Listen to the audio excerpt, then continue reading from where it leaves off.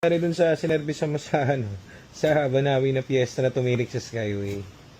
Nag-urap yung TCM. TCM. Ayun na raw siya pansinin nung nabilan niya. Ay, Wala na. Ay di, paano yun? Anong plano nila? gusto nilang maalis doon sa pwesto doon. Kasi, Sinisigil na sila nung mga mekanik. wala pang, hindi pa na-scan. Pinatulan na yung sasakyan nila. Kano raw? 65 yung isa daw. Lumon? Yung isa daw, 25, sira daw po start. Pero, ano push start? Pero, ano yan? Kila Tom Works ba? Katabi. Shoutout kay Boss Tom Works. Diyan pala Paps. tumirik yung si Papi, no? Papi. Doon dinala. At least kilala tayo na ni Sir Papi. Ni Sir Tom. Pinakamalupit since bata ako. Tom speed.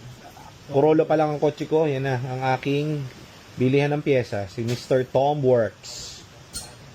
So ngayon, ayan, katulad niya si Mama. Kakabili lang.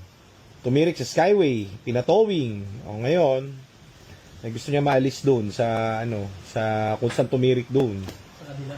Oo. So ngayon, ang problema, ipaliwanag mo, Sep, na ganito, liga.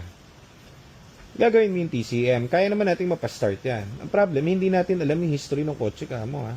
Kasi the rest, baka mamaya, kaya natin paandarin na yan. Pero hindi mo papalitan yung transmission nun, kamo, yung computer lang. Baka mamaya magkaroon kasi ng problem sa future. Baka akala kasi one fits all, ganun yung iba nagpapagawa. Kaya kailangan, alam nila. No?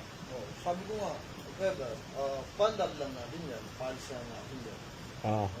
Kuya, gusto ko lang maalis talaga natin. Basta yung fee. Oo. At kawawa naman tayo, wala tayong bayad. Kanina ka pa umuulan dyan.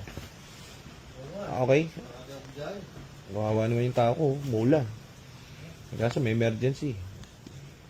Sige, servisan mo. Ahoy!